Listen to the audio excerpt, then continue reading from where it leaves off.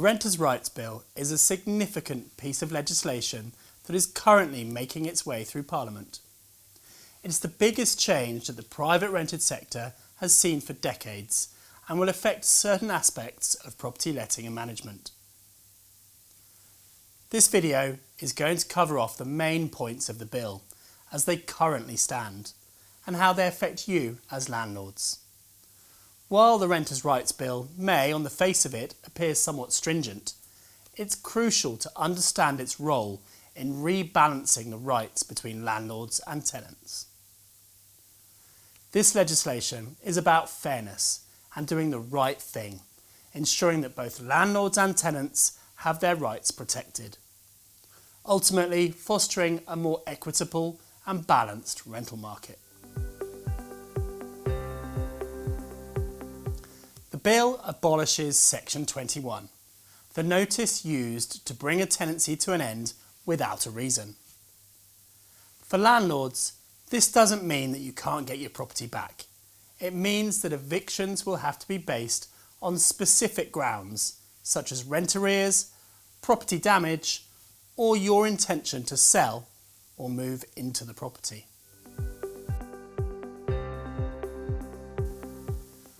All assured tenancies will become periodic, meaning there will be no fixed-term contracts. You will still be able to serve notice based on specific grounds, while tenants will be able to give 2 months' notice to end their tenancy at any time. For you, this could mean a happy tenant staying in place for longer periods and no voids, or it could mean more frequent tenant turnover, as tenants have more freedom to move. The bill allows for an annual rent increase with at least 2 months' notice, which must be justifiable and in line with market conditions. It also bans rent bidding, so landlords and agents cannot invite offers above the asking rent or encourage tenants to bid against each other. This should represent little change for finders keepers landlords, as we always aim to achieve a fair market rent from the best tenant and rarely look to increase rents more frequently than once a year.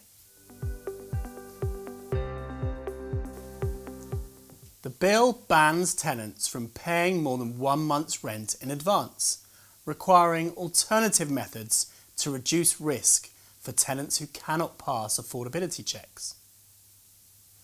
This element of the bill has been queried, and so we will monitor for any potential amendments after the committee stage and beyond to make sure we are operating in the most appropriate way for our landlords.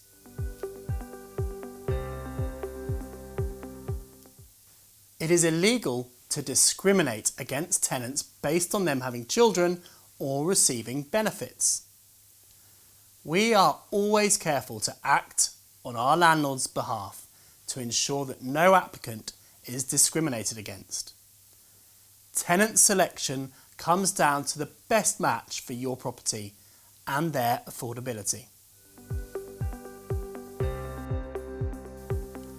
Tenants can request permission to keep pets, and landlords must consider these requests reasonably.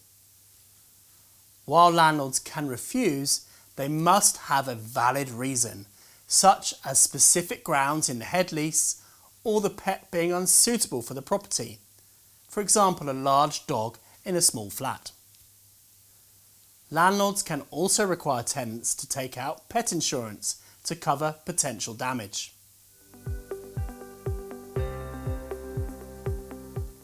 A new mandatory PRS Landlord Ombudsman and Landlord Database will be established to ensure transparency and accountability in the rental market.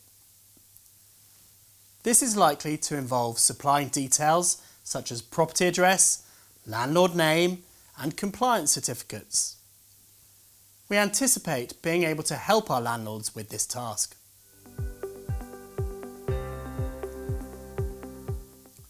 The government aims for the bill to receive royal assent before summer recess on July the 22nd, with initial changes expected to commence in the autumn.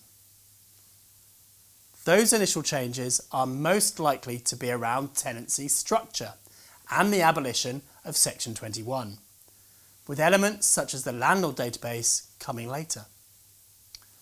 Although the Renters' Rights Bill brings significant changes to the rental market, your team at Finders Keepers will continue to support you to ensure full compliance.